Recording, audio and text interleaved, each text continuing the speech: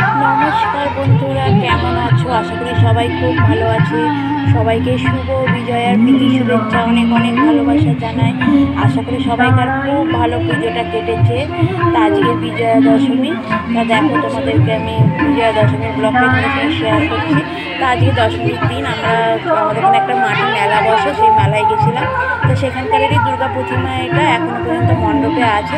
তাই তোমাদের সঙ্গে একটু শেয়ার করে দিলাম। দেখো কত সুন্দর দুর্গা প্রতিমাটা, সত্যি মনটা ভরে যায় না এরকম পুজোর সময় এরকম দুর্গা প্রতিমার মুখটা দেখলে।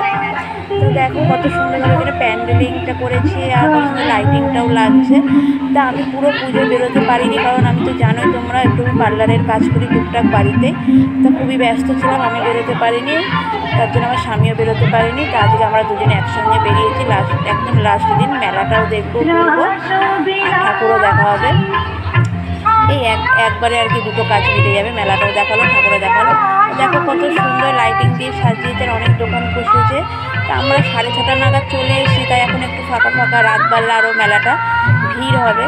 তা দেখো কত সুন্দর সুন্দর বাচ্চাদের বেলুনের দোকান, এদিকে মোমোর দোকান, অনেক অনেক দোকান বসেছে। আর এইটা আমাদের বাঁশবেড়িয়া সব থেকে নাম করা মোমোর দোকান, আরাধ্যা মোমো সেন্টার, আমাদের 55 তলায় বসে।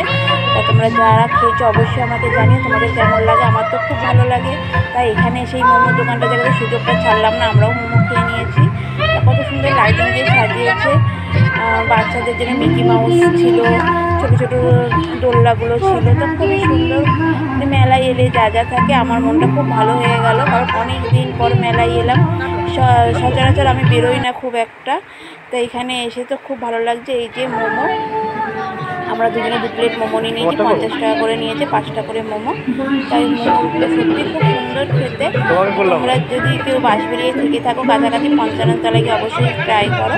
এটা কোনো অ্যাড নয়, এটা আমি ভালো লাগে তাই বললাম। তারপরে চলে এসেছি পাপড়ি চাটের দোকানে। এই যে কাকুটা পাপড়ি চাট বানাচ্ছে।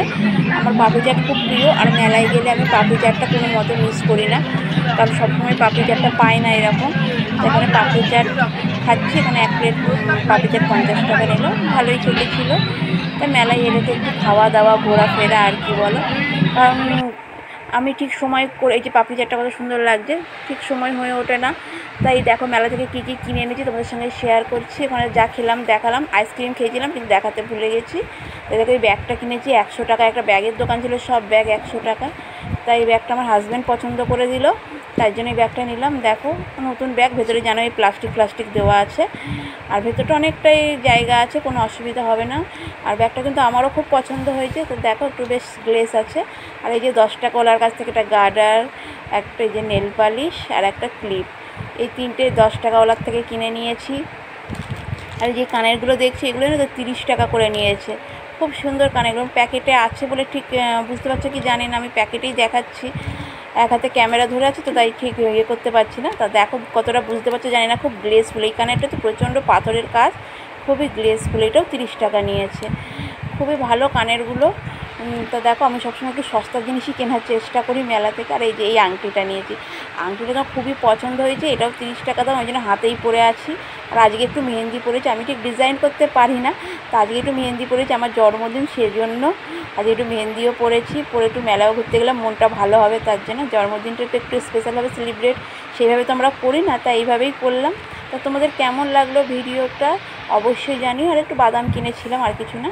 ভালো লাগলো অবশ্যই লাইক কমেন্ট শেয়ার করতে ভুলো না। সবাই খুব ভালো থেকো, টাটা বাই।